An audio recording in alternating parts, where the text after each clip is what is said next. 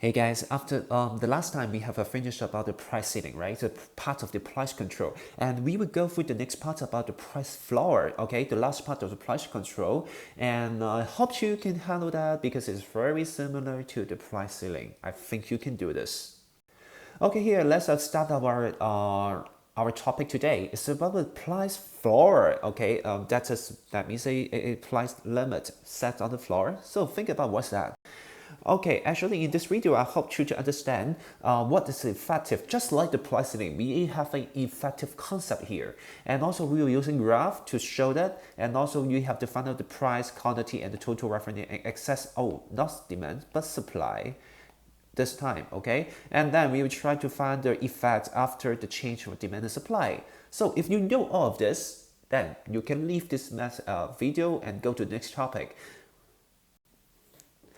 Okay, so I don't know whether you understand in Hong Kong that is a minimum wage on the foreign domestic helper. Okay, you can see these no matter you're young, you're the old, you're man or woman. Okay, all these foreign domestic helper they have a minimum wage rate after. Okay, in Hong Kong, so actually they get only 4,630 in 2019.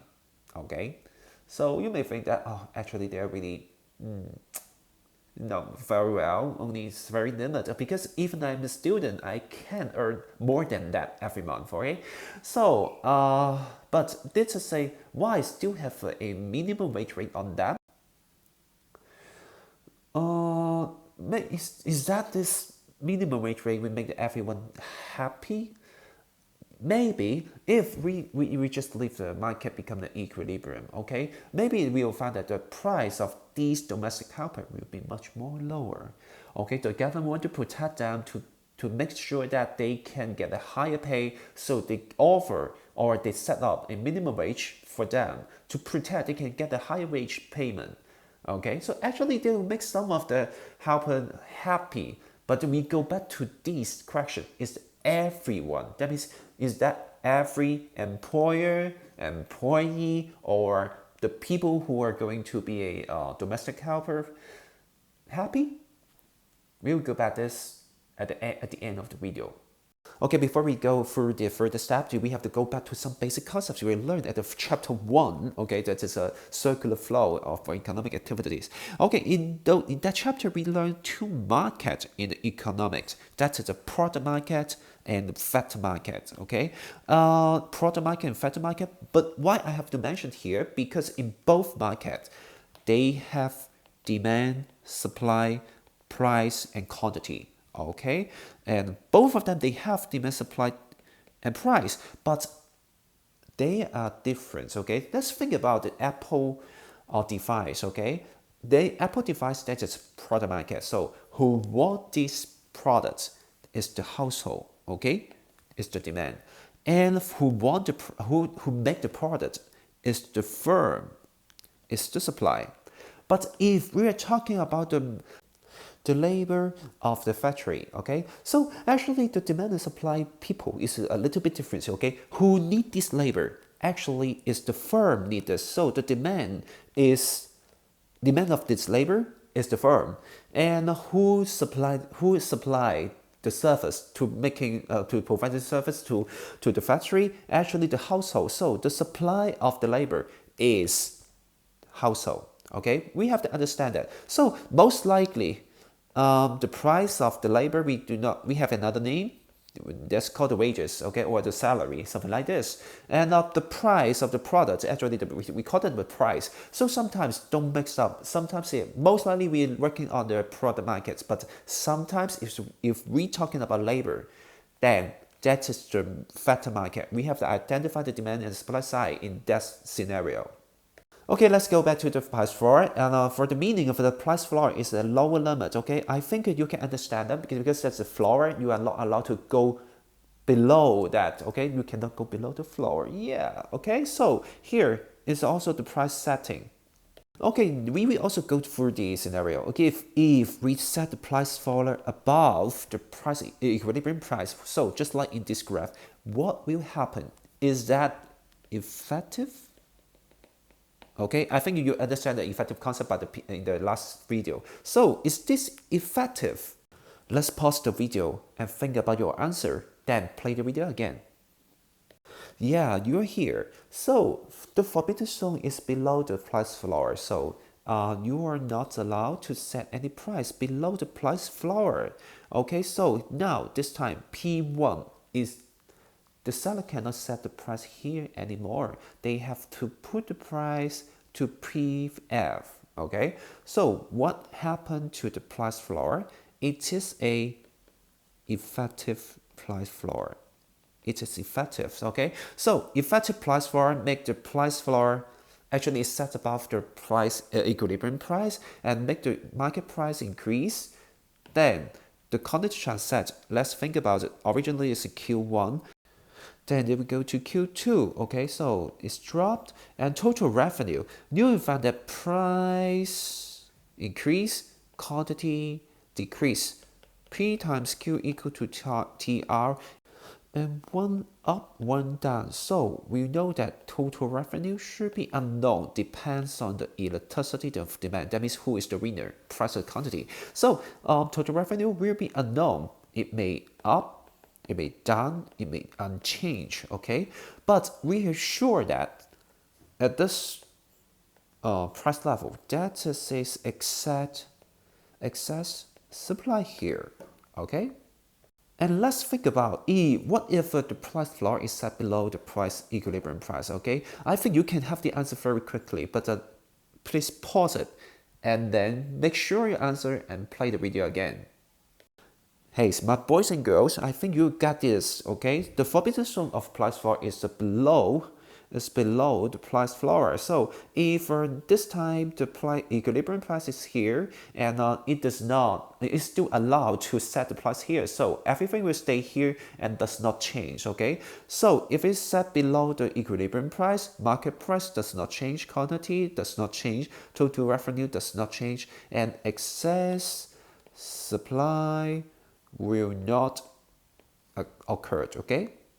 Okay, to sum up the price floor, actually, it is when it is above the equilibrium price, it is effective. It is effective, okay?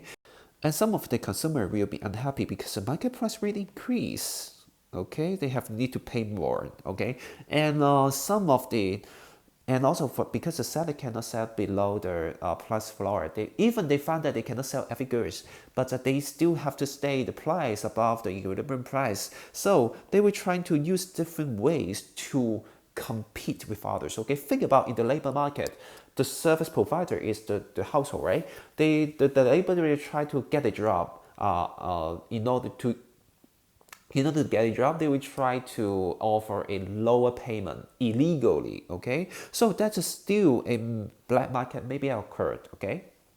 Okay, after we learned about the concept, so let's have a challenge here, okay? So we have to go through this. It looks so familiar, right? Just like the last one in the price ceiling. So let's do it in the free market. Okay, so what happened? Free market is price equilibrium price. So equilibrium price, market price, PE, quantity should be stay in the equilibrium quantity, QE, quantity transact because they are the QD and QS are the same, so it's the same. So no excess supply. Okay, so let's do.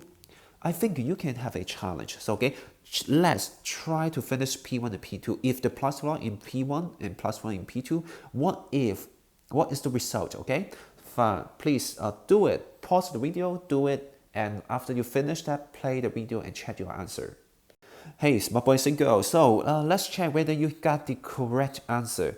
And have you asked yourself which one is the effective price ceiling, price floor before you do it? If yes, you are smart and you do the right chat. Okay, you are on the right chat. Okay, so here, actually P1 is ineffective because it sets that below the PE. For business zone does not cover the equilibrium price, and for the P2, that's its effective price floor. Okay, so here I see that is the answer. And the next one is talking about the change of demand. Okay, so before we do talk about the change, let's work on the original one. Okay, So using the highlight pen to highlight the original D1 and the supply curve, and we have a price floor here. So the price is here. Okay, so we can find some intersection points. Okay, so let's check it. The market price, because it's above the equilibrium, so it be affected. So it's stay in P1. Quantities demand touch the demand curve is Q1. Touch the supply curve here is Q3. And quantity transits the smaller between QD and QS, so it's Q1. Excess supply Q1, Q3. Okay, so what if the demand curve changed to Q2?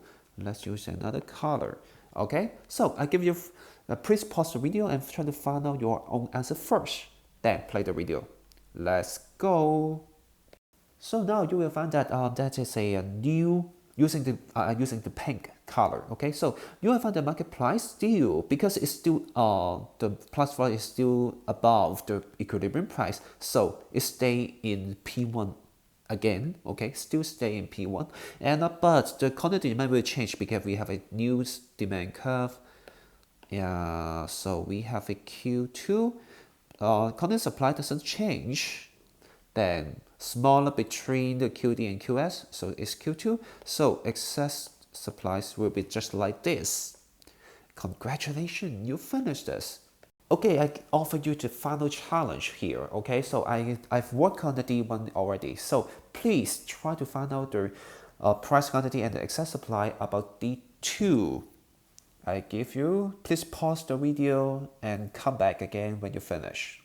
Okay, welcome back. So here, you will find that when the demand changed to D2, in this time you will find that the equilibrium here is higher than the price floor, and make the price floor become ineffective. Okay, so everything will stay in the equilibrium. So you will find that the answer is P2, and the quantity is Q5, the new equilibrium quantity, and no excess supply anymore.